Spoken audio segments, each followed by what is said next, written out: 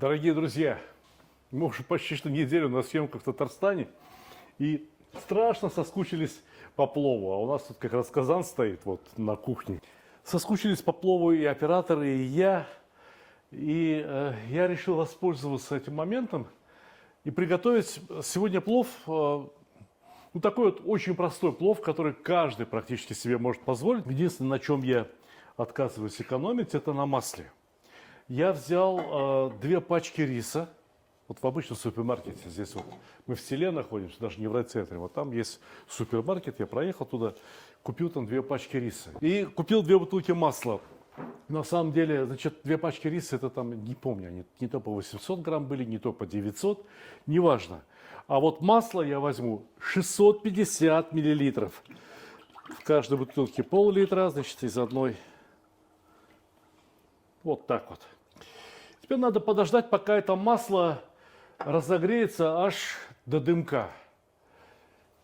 И потом начнем жарить не мясо, нет. Сегодня плов у нас будет без мяса. Сегодня у нас плов будет вот с такими куриными ножками, с барабанными палочками. И я вас уверяю, это будет очень вкусно и будет очень аппетитно выглядеть, очень красиво.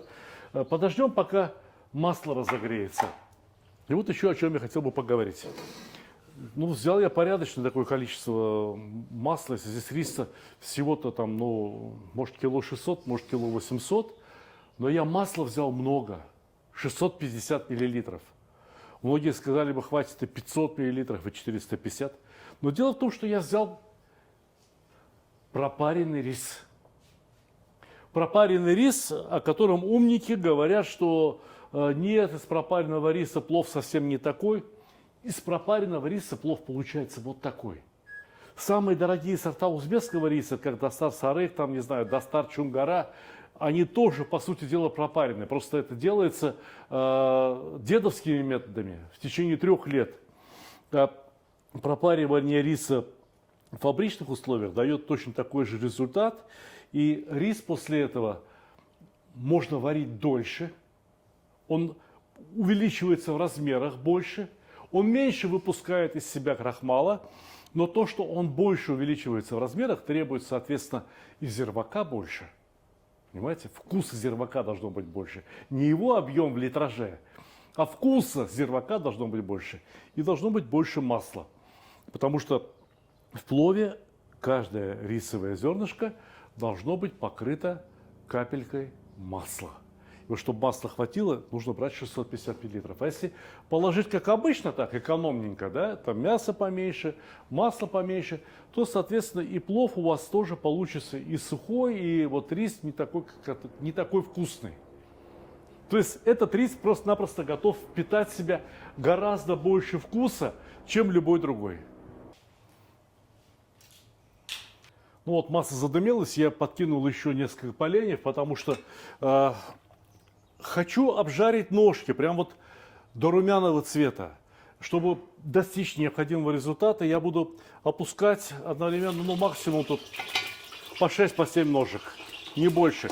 Так, чтобы они практически утонули в масле. Видите как? Обжариваем, можно сказать, во фритюре до золотистого цвета. Чтобы они потом красиво лежали в блюде и чтобы были ароматными и аппетитными.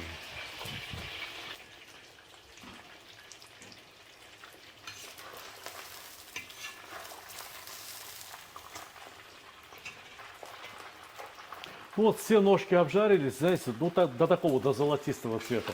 Это, конечно, не любимый ваш KFC, да, но именно так, как хотелось бы для плова. И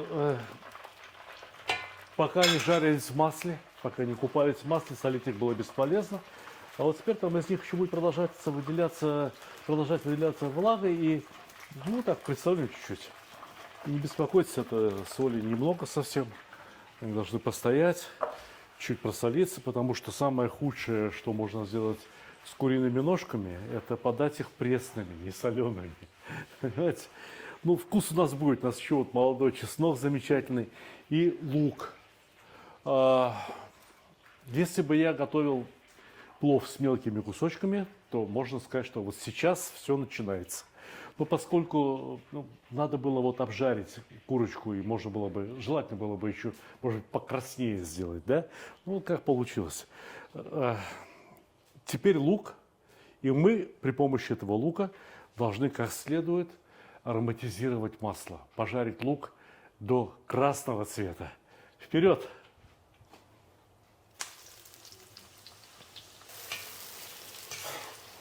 И вот запахло Узбекистаном, запахло узбекской кухней.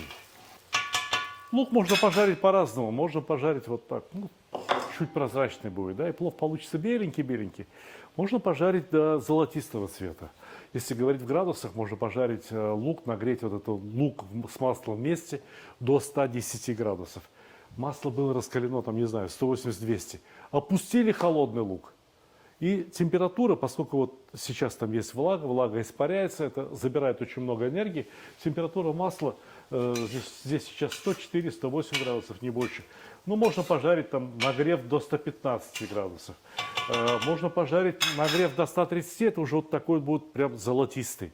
И если пожарить, нагреть этот лук до 150 градусов, вот он получится уже темно-темно-красный.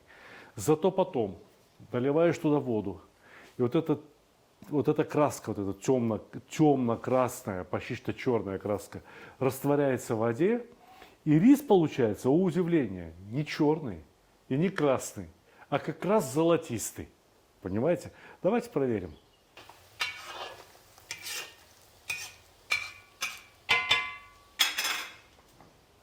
Чтобы лук пожарился, конечно, хорошо. Вот, бросать большие поленья бесполезно.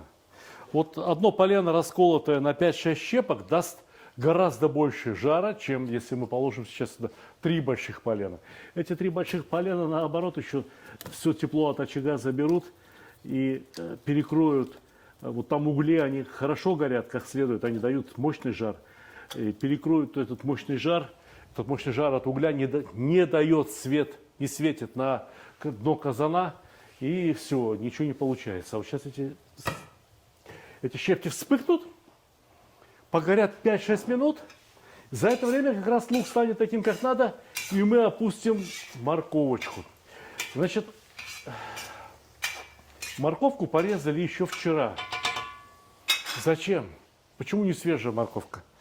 Да она вот, видите, какая она стала, она вот такая завялилась. Ее может, если морковка слишком сочная, бывает такая, да, ее начинаешь жарить, и она превращается в кашу в плове.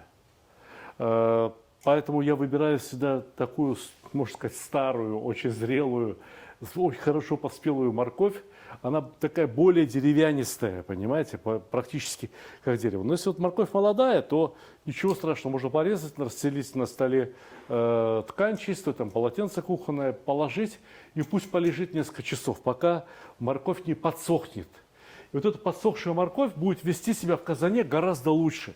Она будет себя вести, да, практически как желтая морковь. К слову говоря, вот когда готовят большие пловы в Узбекистане на свадьбу, где там надо приготовить, может быть, 200 килограмм риса, соответственно, 200 килограмм моркови. Знаете, как происходит нарезка моркови?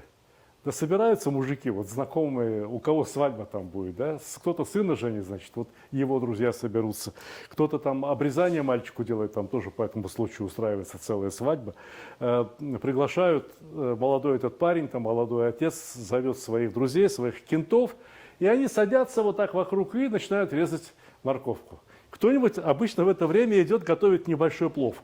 Но большой плов будет готовиться завтра из морковки, которую нарезали вчера. Понимаете? И один из секретов хорошего вкуса свадебного плова, подойдите скорее, посмотрите на этот лук, подойдите, посмотрите, какой он цвет получился. Если какой-нибудь ишак, если какой-нибудь болван скажет мне, что это горелый лук, сразу бан. Это правильно пожаренный лук, запоминайте, учитесь. Вот теперь морковочку, и есть 2 способа закладки морковки. Можно ее положить там, когда там у тебя обжарился лук, мясо, и поверх всего положил там немного воды и накрыл крышкой. Воды немного, зервака немного. А можно пожарить всю морковку Ее здесь очень немало, видите, да, сколько моркови.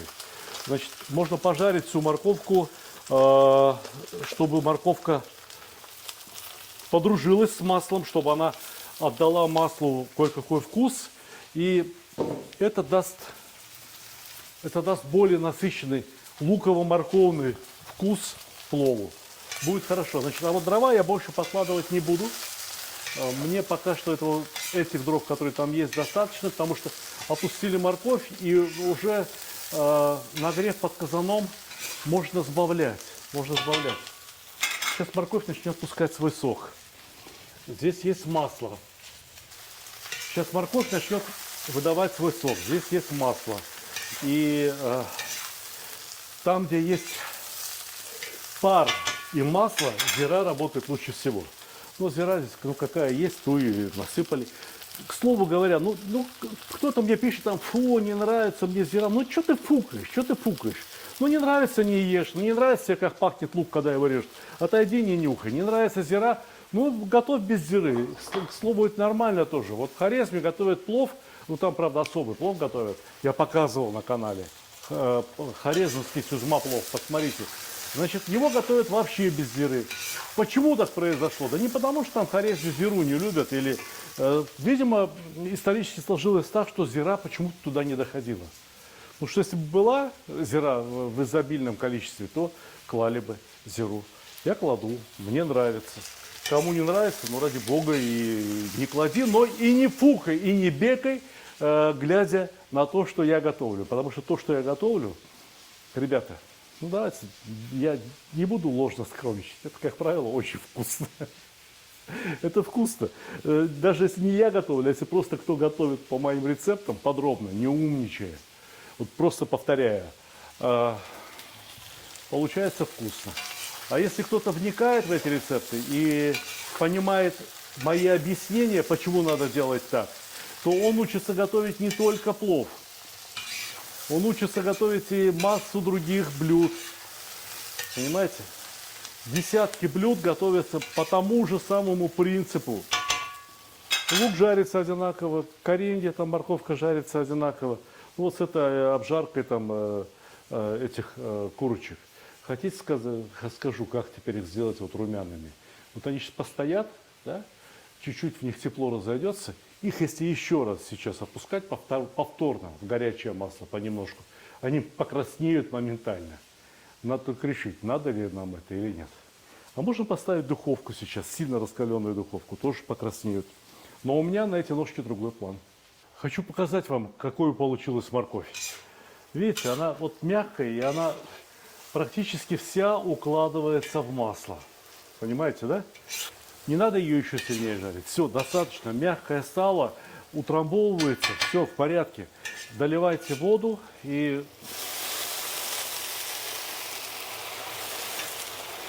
воды столько, чтобы вся морковь погрузилась в эту воду. Ну, сейчас это кипение пройдет.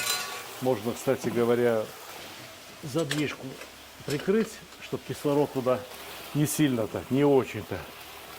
И все. Вот это вот зирвак, не зирвак, пусть покипит минут 30-40.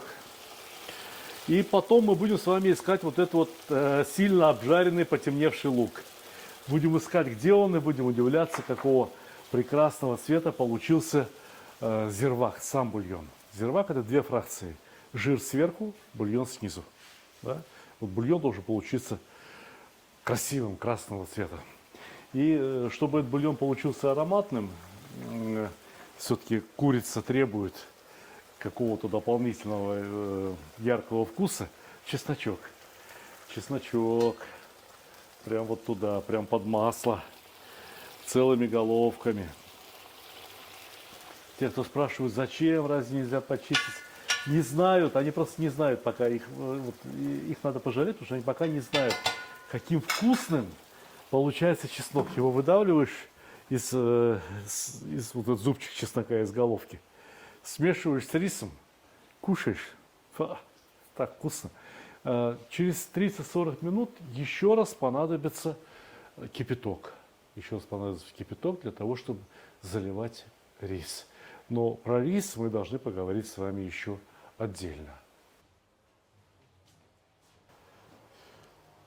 Зирвак кипит уже 30 минут, и самое время помыть и опустить рис. Вот с помывкой риса, наверное, тоже придется как-то людям объяснять, потому что многие говорят, что у меня рис раскрошился. Я не знаю, как он у вас крошится. Рис, замоченный рис, может раскрошиться только в случае, если его как-то совсем уж неправильно мыть. Да, на самом деле замоченный рис, и вот если с него слить воду, постоит, он становится хрупким. В нем прям видны становятся трещины. Но если его аккуратно мыть и не вынимать из воды до тех пор, пока не заложим его уже непосредственно в казан, то есть замоченный рис должен оставаться влажным. Это прежде всего. Во-вторых, посмотрите, я нежно-нежно приподнимаю его пальцами. Я его не тру между ладонями. Однажды в одном ресторане попросили приготовить плов и попросил молодого парня помой рис.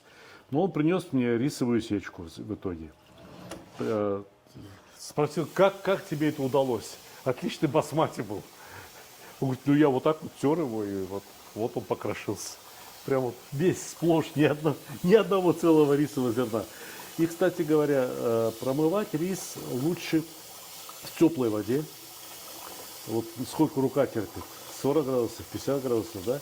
Для того, чтобы, когда мы его заложим в казан, он как можно быстрее нагрелся, чтобы он как можно быстрее закипел, потому что при температуре там, между 72 и 84 градусами из крахмала активно образуется клейстер.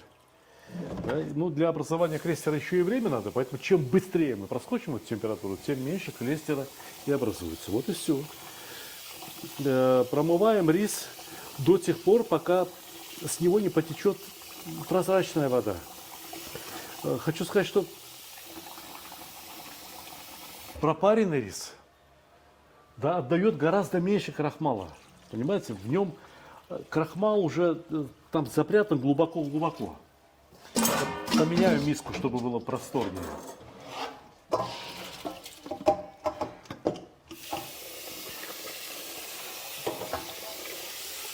И вот этот пропаренный рис, ну его уж обязательно надо замачивать. Значит,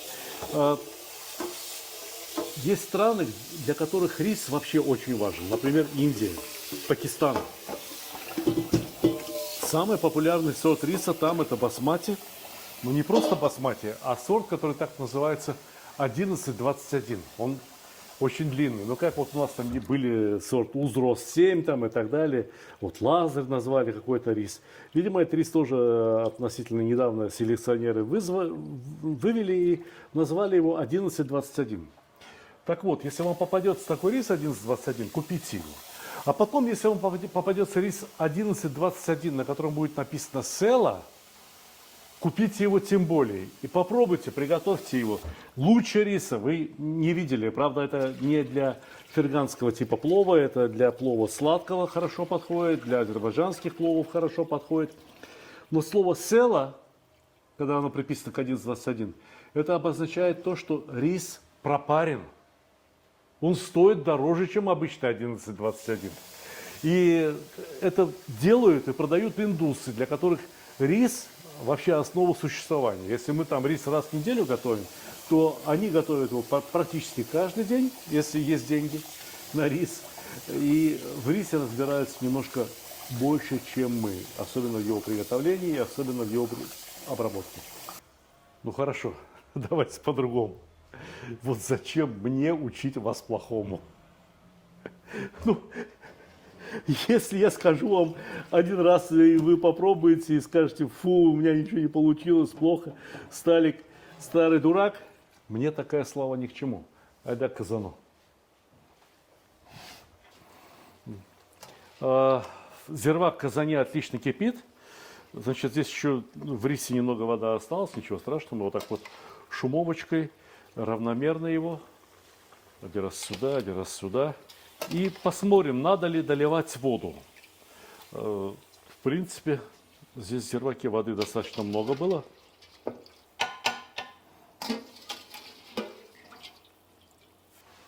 Не торопитесь никогда наливать воду сразу на рис. Вот пусть постоит, и рис сейчас найдет свое место между там морковкой, туда где-то провалится, и наверх выступит часть воды. Поначалу кажется, что воды там как будто мало, а потом он выступает, эта вода, и налил там сверху, ну как учат знатоки, на 2 пальца, да, и оказалось, что вода лишняя. Мы чуть-чуть солили морковку, не очень сильно, так, в полноги. Мы посолили куриные ножки, да, которые соединятся с пловом уже в самый последний момент. Рис требует соли. Я солил его, когда замачивал. Причем солил очень крепко. Но половина соли ушло просто, когда мы слили первую воду. Потом мы промывали. И там, если 5% или 10% от той соли, которую я насыпал на рис, осталось, это хорошо. Значит, 2 пачки соли, извиняюсь, 2 пачки риса, почти что вот так вот, без горки, 2 ложки соли. Иначе не будет вкусно. Не соленый рис вкусным быть не может. Я не знаю, где кто-то, если любит не соленый рис, ну, пожалуйста, скатертью дорогой. Значит, в плове рис должен быть правильно посолен. Я не тороплюсь добавлять сейчас огонь, потому что о чем мне добавлять огонь? Ну, кипит и кипит, и можно крышечкой накрыть, и этого тепла хватит, чтобы весь рис закипел. А потом мы посмотрим, как там себя ведет рис, как он себя чувствует, и, может быть, дольем немного воды. Перелив воды вот в самом начале, когда только опустили рис, самая распространенная ошибка, но и другая есть тоже распространенная ошибка, к сожалению, среди поваров, которые называют себя профессионалами.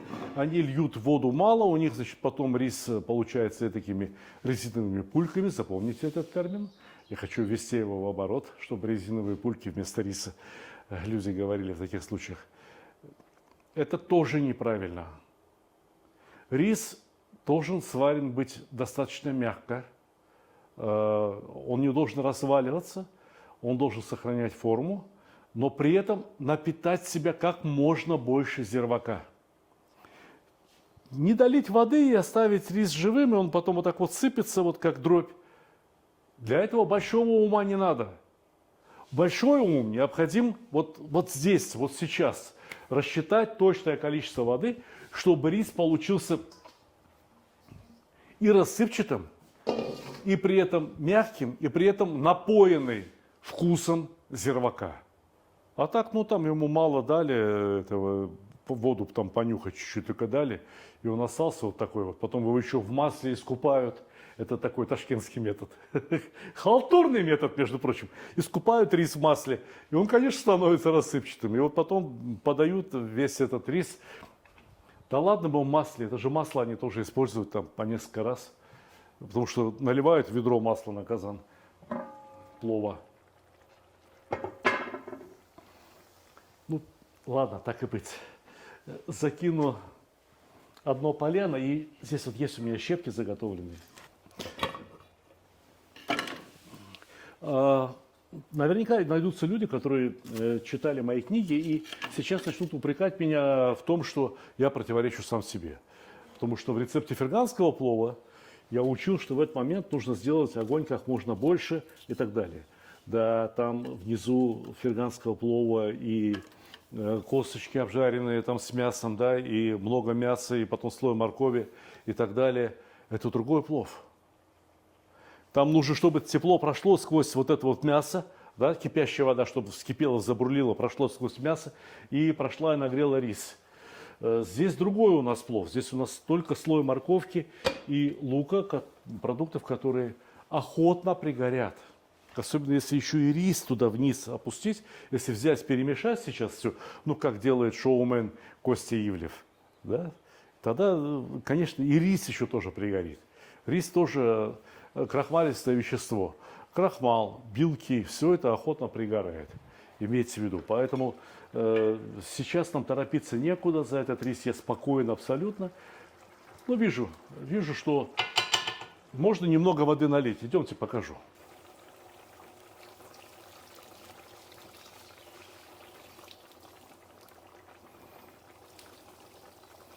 Как видно, заливаю кипяток. Добавил кипяток. Именно кипяток. И сейчас рис начнет впитывать в себя все это, всю эту красоту. И масло у нас выступило на поверхность риса. Это очень хорошо, потому что это масло сейчас ароматизированное жареным луком, ароматизированное курочку там еще сначала жарили. Масло еще помнит запах курочки вот этой, лук жареный, морковь жареная. Здесь очень хорошо пахнет пловом. И это масло, пахнущее пловом, должно охватить рис, обнять рис, покрыть каждое рисовое зернышко. Подождем минут 20, я думаю, уйдет на то, чтобы выкипела вода. Здесь происходит одновременно два процесса. С одной стороны вода выкипает, с другой стороны она впитывается в рис. Уравнение с двумя неизвестными математическое. Много воды налил, значит, нужно прибавить огня, но как бы потом там снизу не пригорело, да? Налил воды в меру, значит, не надо слишком сильного огня. Вот он вот кипит, все, рис сейчас варится, все. Что такое вообще приготовление риса? Ну, я это уже много раз говорил, но каждый раз новые люди приходят, и в любом случае повторение мать учения. Просто нагревать рис можно сколько угодно. Вот в печку его положи, там вот тазик риса сухого, и он пусть там печется сколько хочешь. Он каким был, таким и останется, хрустящим. Съесть его невозможно. Рис готовится исключительно в присутствии влаги, будучи погруженным во влагу и будучи нагретым. Метод приготовления риса на пару. Вот попробуйте, возьмите мантышницу, положите там марлю, насыпьте рис, поставьте на пар. 30 минут будет стоять на пару, и рис останется, ну, может быть, на треть приготовленным будет. То есть близко даже еще не приготовлен. Может быть, час, может быть, полтора надо готовить его, чтобы он приготовился исключительно на пару, не соприкасаясь с водой. Запомнили это? А в воде, если просто в воде его варить, самый хороший рис варится за 12 минут. Но удивительно, значит, это еще требует какого-то научного объяснения, что в плове обычно рис варится от 15 до, может быть, там 25-30 минут. Понимаете? Вот так вот, в зирваке. И при этом не переваривается.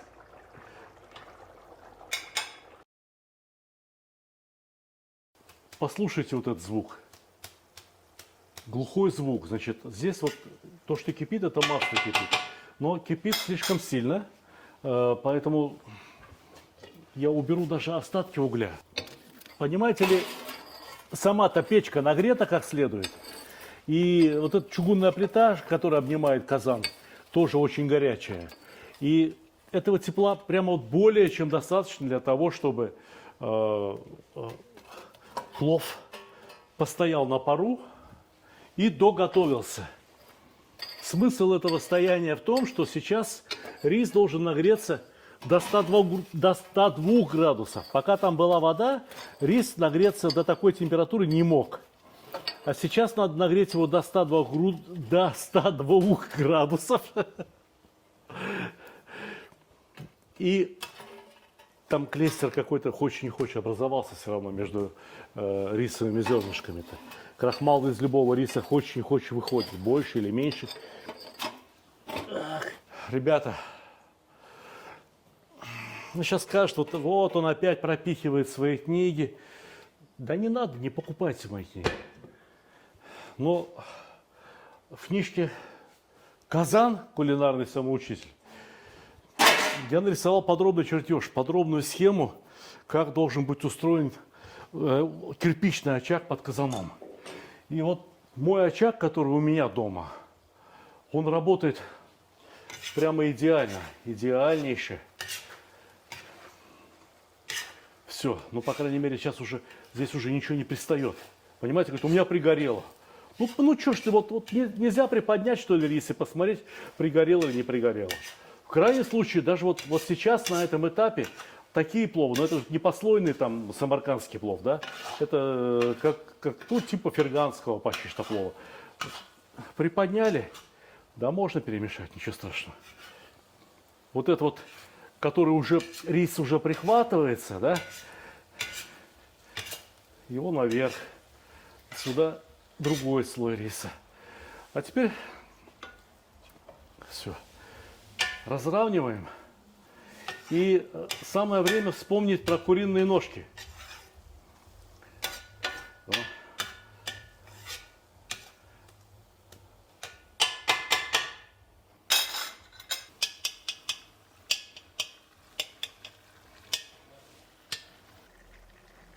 Попробую немного риса.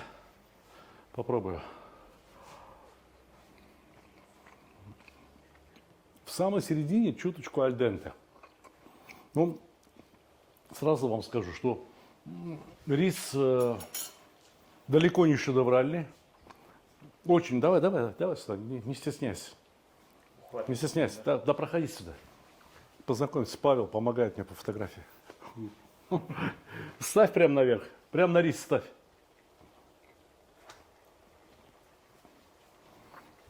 Ну, можно было бы не подогревать, но мы подогрели эти ножки немножко в духовке. Они у нас там постояли. И я накрываю плов крышкой минут на 35 на 40. Надеюсь, что все будет хорошо, по крайней мере, съедобно. Что за фокус с ножками? Зачем их вот положили поверх риса, да еще и вот в посудинке? Во-первых, посудина чистая, что сверху, что снизу, одинаково чистая. Во-вторых, в ножках все-таки еще есть какая-то сочность в куриных ножках. Если я положу эти ножки прямо на рис, рис чрезвычайно гигроскопичный продукт. Пока он нагретый, он хочет в себя всасывать влагу до тех пор, пока вообще вот там рис не превращается в один сплошной комок такого вот крейсера. Если бы я уложил поверх риса эти ножки, то ножки бы пересохли, рис разварился. Сейчас ножки хорошо дойдут. А что мешало оставить ножки в зирваке? Ну, это же вот цыплячьи ножки, они переготовились. Там уже потом берешь косточку, все упало. Да? Блогеры скажут: о, как хорошо я приготовил ножки. На самом деле это плохо приготовленные ножки. И кроме того, в ножке очень много соединительных тканей, даже в цыплячьей ножке. Если ее вот готовить вместе с зирваком, то получится такой недохолодец, но все это, все, что необходимо для того, чтобы рис получился липким. Понятно, да? То есть вот такой фокус. Я не говорю, что это единственный правильный метод. Я не говорю, что где-то там традиционно так готовят. Я сегодня решил приготовить так, для того, чтобы и ножки получились такие, чтобы вот их откусить и пожевать было. Понимаете, вот они пожарились там, каждая партия ножек 10-15 минут, сейчас их там 5 минут подогревали в духовке, чтобы не холодные в казан, чтобы не остудить рис. И вот сейчас они на пару постоят еще минут там 30. Там наверху риса температура 105 градусов максимум будет. То есть просто ножки стоят и доходят. И ножки получатся хорошими, и рис, давайте, ладно, не будем забегать вперед. Что получится, то получится. Все честно покажу. С меня корона не упадет. Я приготовил около сотни великолепных пловов на моем канале. Это самые разные пловы. Это не один вид плова. Это несколько десятков рецептов со всего мира. Посмотрите, и на мою жизнь хватит даже этих пловов. А это плов из того, что продают в сельпо.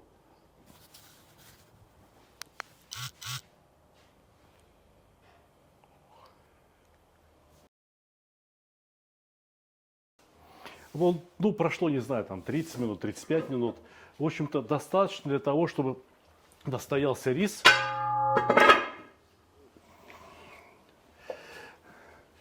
Ножки.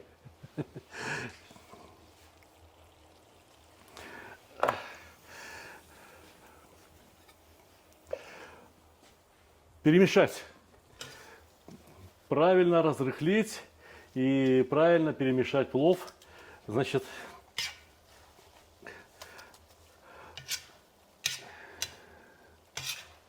давайте прямо буду говорить. Это далеко не на пятерочку результат.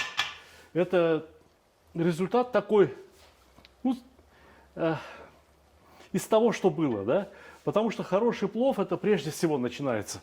Я говорил об этом. У меня есть ролик, который там, не знаю, 13 миллионов человек посмотрело, что ли, про плов на живом огне, да? И я говорю, что хороший плов начинается вон там, на базаре. Пошел, выбрал хорошее мясо, хороший рис, хороший курдюк, да? Вот еще раз, что это плов из того, что было, и при этом его не стыдно поесть. Это не тот плов, который готовят комедианты. И здесь нет повода разбивать вот это марокканское блюдо. Понимаете? Сейчас мы все вот сядем вокруг этого блюда и с большим аппетитом поедим. Хорошо? Договорились? Значит, рис пропаренный тоже разный бывает. Мне попадался пропаренный, вот такой вот в пачке, там, не знаю, там совсем недорого стоил, и он был прямо идеальный. Этот далеко до идеала. Меня часто спрашивают люди, из Германии же нас много смотрят, потому что наших, так сказать, русских немцев там живет ого сколько. И часто люди спрашивают, какой рис в Германии. Я был в Германии у сестры, плов захотели, вот увидели рис под названием «Идеал» на полках стоял. Ну, я говорю про Германию. Купили его, боже мой, идеальнейший был. Но этот надо было, как я говорил вам, да, как повара из так себе ресторанов готовят, сильно не надо было не доваривать, но ножки. Вот ножки теперь поверхность. Каждая одна ножка на одного едока. Руки у меня чистые, душа чистая, сердце горячее, голова холодная. Это худший плов, который я приготовил в своей жизни. По крайней мере, в публичной своей жизни. За всю свою карьеру кулинарную. Это худший. Он выглядит, по крайней мере, вот так, как худший. Каков он на вкус, вам завтра расскажут мои операторы. Так, эту руку облизывал, да? Хорошо. Значит, вот тогда левой рукой чесночок сверху. Еще полголовки. А там еще много плова. Еще хватит и на потом. Так что приятного аппетита, дорогие друзья. Вы меня не сглазите. Не сглазите никогда.